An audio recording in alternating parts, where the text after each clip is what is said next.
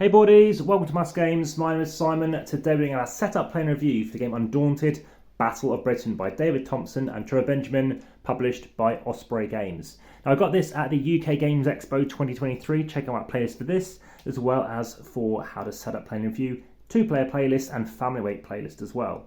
So I've already set the game up. Normally I would not necessarily do that. I tend to do it straight out of the box. But there's a bit of a setup going on here, and hence why I have already got it set up, especially as I'm going to be playing it in about 30 minutes time with somebody as well. So this particular game, Battle of Britain, is basically set during the Second World War. The latter half to a degree. It's actually set in 1940s, which is kind of midway through. And what this particularly is all about is the aerial combat, the dogfights, I guess actually the early part of the war, and about the Luftwaffe, coming across the English Channel and fighting there, and also on the British coast. So if you flip this over, you can see us land. Unfortunately, you're not seeing the brilliant artwork by Ronald McDonald in all its glory, because this happens to be completely overseas, which is rare, but this just happens to be where I'm up to. I've played it for completely, all the way through, happened to be as the RAF, which is the English side, and now I'm trying it through as the Luftwaffe within your opponent. So this is a deck building game. This is a game whereby you have certain objectives. In this particular game, it's quite a similar objective in this particular scenario. We have the RAF starting, but this can flip over. And check out my other videos in the series, such as Undaunted Stalingrad, Undaunted Normandy, and Undaunted Reinforcements. Also check out my video coming for Undaunted North Africa. So I've already prearranged the decks of both sides. We have these cards here. Let me show you what they do. So over here, I've got some lighting going on. I have sleeved it. Check my sleeving playlist. Check out my In My Box channel, or interesting stuff to do with them. They basically do inserts. In this case, I've got a dice tower from them as well. And if I just zoom in a little bit, we can see that if I happen to draw this card, this happens to be my starting deck, I can draw 3 more cards, which is going to go into my discard pile, and it allows me to draw more cards up of a certain type. So it lets me shape how I'm going. Do I want to move certain aircraft in a certain way? I'll talk about movement in a moment. Or I can command, which draws 2 more cards from my draw pile and allows me to take more actions. Or I can guide, which is take another aircraft and move it on space and maneuver it. Or I can coordinate, which again is something similar, but ultimately it's around choosing to whether you want to move something or basically attack with it. Another card similar to it though is to draw 2 of a specific type. In this case, you're drawing 2 of the P squadrons. These represent P for purple. Or you can inspire it, so basically use another card if it's in your hand to go again. You can guide, which again we talked about moving as well. And you can coordinate. So coordinate basically lets you remove certain cards, specifically discard cards, which like Fogs of War and the other games, out of your hand because they're worthless pretty much, and lets you draw a new card. So what else do we have in our hand? We've got some P1s, some P2s, some Heinkels, which allow you to move and maneuver. You can attack and bomb. There's nothing to bomb in this particular scenario. I'm just trying to get off the board. So take my deck of cards, I'm going to shuffle them up and see who goes first. Now who goes first is we're going to pick one of our 4 cards, as you're going to draw 4 cards. So 1, 2, 3, 4. Look at them. And the top value is going to be initiative. So if I don't want to play this card, I'll play it for my initiative, so I don't get any benefit from the bottom. And maybe I can go first if they happen to play a lower card, or maybe they're forced to because they've got nothing higher. All my cards happen to be a 3. Okay, so in this case, it doesn't really make much difference. Let's just say I play a Stuka 2. Face down, everyone does it at the same time. We reveal it. I happen to win it, so let's say I go first. Then what's going to happen is I'm going to play out my cards. I do apologise the fact that the microphone is going to be off slightly because I didn't want to plug it in case it moved around.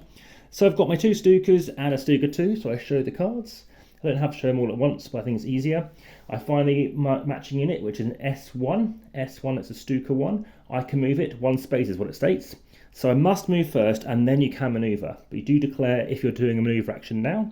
So what you're going to do now is either you're going to move, and you can manoeuvre, which is turning it 60 degrees in the direction of the hex. You can do that, and that's it. You could choose, instead of manoeuvring, to attack or bomb. The minute there's nothing to attack or bomb, how does movement work? You're only ever moving in the direction of the point. You can never move sideways. You can never stray for anything like this. So I've just moved on to spot. I've got another Stuka 1. It's going to move on again. I chose not to manoeuvre and point in a different direction. If I had chosen to manoeuvre after the first one, my next turn would be to move this way and then maybe that way. Now, what these represent? These are clouds. Where they're going to work with clouds is if you're in them, you get a defense bonus when we attack. I'll show you how attack works in a second. I've got Stuka 2, which is just going to move up as well. It's not going to attack. Again, you're either moving or you're attacking. You have to move. You're either moving and manoeuvring or moving and attacking. If you move, then literally all you're doing is attacking. You can't then manoeuvre. You can't manoeuvre and attack. Now, unlike Undaunted, it's the positive over those games, is at least you get to move and attack if you wish to. You can't in those other games. This game you can do that, so it does give you 2 things you're doing on a turn as opposed to usually just 1. Now, how does attacking work? Well, imagine this person happens to be over here. Let's say they're pointing this direction, and I chose to move and then attack. Well, firstly, we look at distance. We'd like the other ones, distance of 1. So they have a defense bonus of 1. They have their base defense of 5 because they've got 5 written on that. So their defense is 6. There's a total of 6. And they're not in a cloud. Otherwise, they might have had a defense bonus if they were like this, a +2 as well. So currently the defense bonus is 6. However, if any other aircraft, mine or theirs, are in between or on the same tile, then they get a defense bonus of 1. Basically, think about it like turbulence or, friendly fire, something like that. So currently we're hitting on a 6. We're rolling 2 dice. In this case, we only attack with 1, with a Stuka 1. Needing a 6 on a D10, we did not hit it. We had 2 of them. Imagine we moved and attacked. We did not hit it again. However, if this happens to be in the rear, it doesn't matter with Stukas, but with all the other planes, apart from these bombing planes, if you hit them in the rear, you're rolling normally 2 dice, but in the rear you hit 3 dice. I'll show you how the rear looks like in a second. Let's see if we can get it 3 dice. We managed to get it. And what would happen is you'd lose that card from the opponent's hand. If it's not in their hand, the R1 in this case, it's going to come from their discard pile. If it's not the discard pile, it's going to come from their supply. Sorry, not their supply, from their draw deck. And then what's going to happen is they're going to lose that card, just turn it off to the side or something like this. So drawing up some cards as and when you need them, and then you're going to choose to get through them as and when you're cycling through, because when you finish your deck, your draw deck, you're just going to shuffle up your discard pile and then draw again. So in this case, if you're hitting in the rear, it's the 3 spaces behind where it's pointing. If you happen to be in exactly the same space, if you're pointing either 60 degrees left or right, so just exactly to the left or right of it, that counts as being in its rear as well. Just remember, again, if there's any other aircraft on it, or your space, or in between, because maybe we're fighting like this, then that would count as being a defense bonus. Now, you can never go for really long range distance to hit on a 0. You must legally be within a total of 10 defense. So 1, 2, 3, that's 5, makes it 8, 9, that's fine. That's still fine, makes it 10, that makes it 11, so you can't do it. So what do I think of this game? Well, that is just a bit of an overview, but there are 11 different missions. They're very different, they're very thematic. There's some really good ones where you've got planes on the ground, so basically these are on the flip side, and you've got to try and get them off into the air because the actual map is literally a picture of aircraft and airfields and aerodromes, so it's very thematic, seeing these planes that are stuck down there, and you're literally sometimes even having to draw those comms cards up to be able to actually then get them into your hand. So sometimes even these aren't in your starting deck. So you've got to bolster these cards first. As you can see, lots of turns to get round to it. If you happen to be more than 1 space away, more than 1 hex away from another plane, and in this case we are purple, and you happen to play this for initiative, or because you are doing an action such as bolstering, like a radar symbol, then you're going to take a discord. Why? Because you're out of comms. Well, where it's quite dark, by the way, where I'm filming, apologies for that. So you're going to draw a discord card, it's going to go into your discard pile, and then as you draw the cards around, you're going to be stuck with that card. So now if you wanted to play it, the only benefit of playing that card is playing a 1, which has no benefit whatsoever.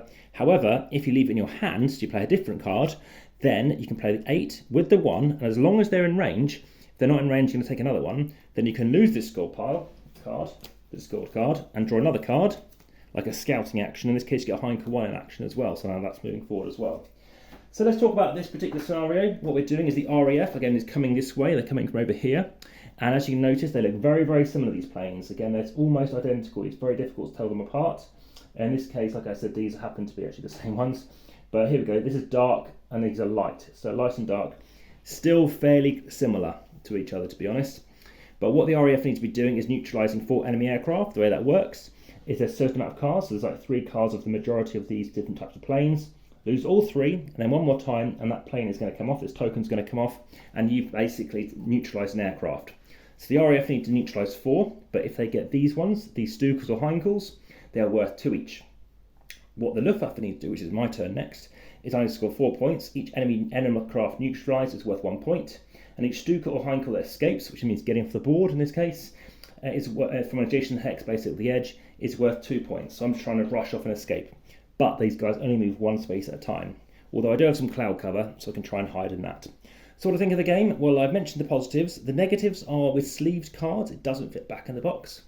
Do not store this game vertically, the cards fall out too. It's very fiddly because sometimes, like I said, you're going to have planes stacked on top of each other, as most planes will do, because you're fighting each other, getting close together. And unfortunately, that means then you are struggling to find out what's underneath, what's the defense value.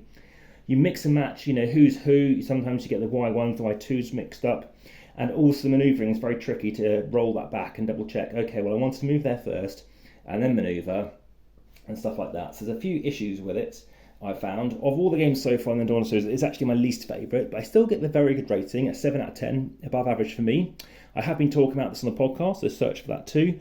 Also search on Instagram as well for the photographs, so please do like, subscribe, hit the notification bell, and follow along on Instagram. Join the discussion on Facebook, competitions occasionally via Linktree, and also head through to Patreon to support the channel. Any other questions, let me know via the comments are best on YouTube.